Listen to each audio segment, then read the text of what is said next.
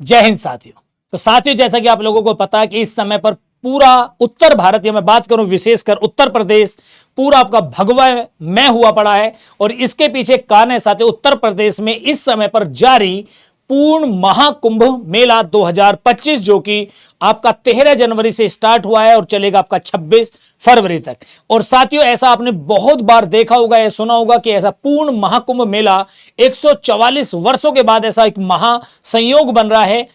तो आखिर इस सब के पीछे क्या है महाकुंभ की विशेषता, 144 वर्ष बाद संयोग की क्या कहानी है, साथ साथ महाकुंभ मेले का आयोजन भारत में क्यों किया जाता है, इसके पीछे क्या कहानी है, तो इन सब के बारे में आज हम रूबरू होंगे इस एक शानदार सी वीडियो के साथ। साथियों, तो सबसे पहले आप लोगों को थंबनेल पर दिख गया होगा कि महाकुंभ 2025 के बारे में हम बात करते हैं। तो महाकुंभ क्यों लगता है और महाकुंभ किन किन स्थानों पर आपका लगता है। तो सबसे पहले साथियों, आप लोगों को पता होगा कि कुंभ का मतलब होता है एक पवित्र घड़ा और मेले का मतलब होता है एक मिलन या सभा या स्थल। तो कुंभ आखिर ये घड़े का मतलब यहां पर क्यों हुआ। तो साथियों, होता क्या है कि एक बार ऋषि दुर्वासा हैं जो कि इंद्र को श्राप दे चुके हैं, या ऋषि दुर्वासा के इंद्र के दिए गए श्राप के कारण देवता असुरों की अपेक्षा कमजोर पड़ गए हैं, या असुर आपके देवताओं पर भारी पड़ने लगे और उनको पराजित करने लगे हैं। इसी बात से दुखी होकर के एक दिन देवता सभी लोग इकट्ठा होकर के पहुंचते हैं भगवान विष्णु जी के पास, और भगवान विष्णु जी को अपनी व्यथा बताते हैं। और व्यथा में बताते हैं कि जी हमें असुर आए दिन परेशान करते हैं, हम धर्म का कोई कार्य नहीं कर पा रहे हैं। तो वहां पर भगवान विष्णु उनको सलाह देते हैं कि देवता और दानवों को मिलकर के जो आपका क्षीर सागर है, यानी कि जो समुद्र है, उसमें आपका मंथन करना और उसमें बहुत सारी चीजें आपकी निकलेंगी, उनको आपस में बंटवारा करना है। और उसी में एक चीज निकलेगी, देवताओं को बताया गया गुप्त तौर पर कि उसी में एक आपका अमृत कलश निकलेगा, या हम कहते हैं कि एक अमृत कुंभ निकलेगा। अगर देवता उसका पान कर लेंगे तो देवता अमर हो जाएंगे और असुर कभी भी देवताओं को पराजित नहीं कर पाएंगे। तो इसी को मिलकर के देवता और दानव मिलकर के आपका समुद्र का मंथन करते हैं।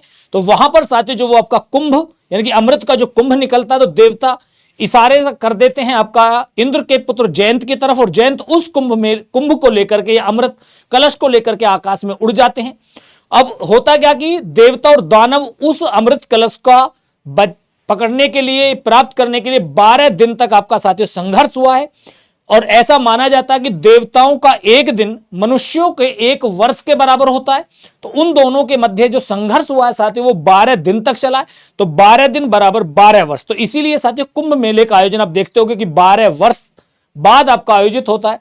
तो जब इंद्र के पुत्र जयंत के द्वारा अमृत कलश को आकाश में लेकर के जाया जा रहा था, तो ऐसा बताया जाता है साथियों कि उस अमृत कलश की 4 बूंदें पृथ्वी पर 4 अलग अलग स्थानों पर गिरती हैं, जिनमें साथियों पहली बूंद जो गिरती है वो प्रयागराज, जहां पर आपका संगम माना जाता है और जहां पर आपका साथियों पूर्ण महाकुंभ आपका इस समय पर आयोजित हो रहा है। दूसरी बूंद आपकी हरिद्वार यानी कि गंगा नदी में गिरती है। तीसरी साथियों आपकी नासिक मानी जाती है, और चौथी मानी जाती है उज्जैन क्षिप्रा नदी में, जहां पर साथियों इन्हीं 4 स्थानों पर, भारत के अलग अलग स्थानों पर कुंभ मेले का आयोजन आता है। अब यहां पर बात आती है साथियों कि ये 144 वर्ष बाद वाला संयोग क्या है साथियों। तो ये 144 वर्ष बाद वाला संयोग ये कि 12 कुंभ मेलों के बाद आयोजित होने वाला 12वां मेला, जो कि केवल और केवल प्रयागराज में आयोजित होता है साथियों।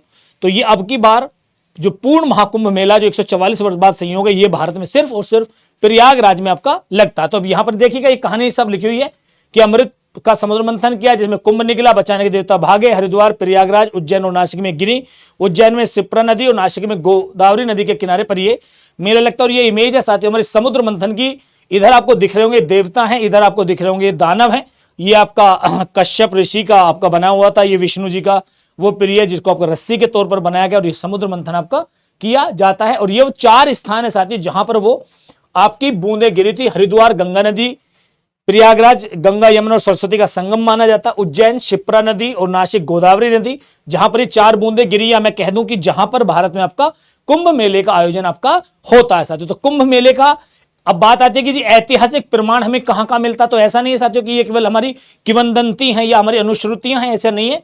इनका प्राचीन ग्रंथों में भी उल्लेख मिलता है, जिसमें भगवत पुराण है, विष्णु पुराण है, महाभारत है।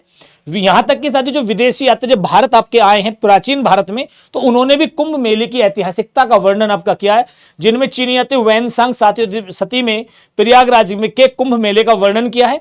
इसे राजा हर्षवर्धन के शासनकाल का एक विशाल आयोजन बताया। आप लोगों को पता होगा कि आधुनिक जो कुंभ मेले का आयोजन माना जाता है, जिसने इतनी भव्यता प्रदान की है इस कुंभ का आयोजन, तो वो उनमें आपका राजा हर्षवर्धन को आपका एक प्रमुख स्थान माना जाता है, क्योंकि हर्षवर्धन के द्वारा ही इस कुंभ मेले का एक बहुत विशाल आयोजन किया गया था, जहां 3000 से अधिक साधु संतों बौद्ध भिक्षुओं का यहां पर किया गया। ब्रिटिश मेले में भी आपके साथ देखिएगा, ब्रिटिश शासन में भी, कि ब्रिटिश शासन में कुंभ मेले को संरक्षित किया गया, जिससे इसकी पहचान अंतरराष्ट्रीय स्तर पर आपकी बनती है साथियों। तो ब्रिटिश काल में भी कुंभ मेले को संरक्षण प्रदान किया गया है।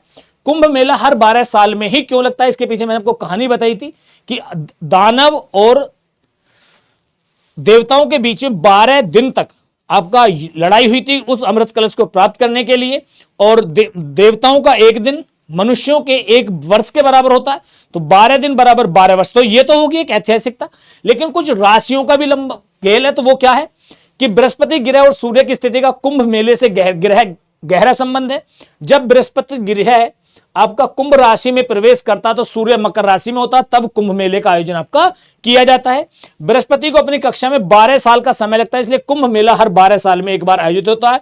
हिंदी ज्योतिष शास्त्र में 12 राशियां होती है, तो मतलब हम ये कह सकते हैं साथियों कि 12 का ऐतिहासिकता का प्रमाण भी ज्योतिष शास्त्र से भी संबंधित है, और क्योंकि वहां पर बृहस्पति गुरु की कक्षा है, राशियों से संबंधित है। 12 राशियां 12 महीनों का प्रतिनिधित्व करती हैं, तो इसके पीछे मैथमेटिकल भी हम ये कह सकते हैं।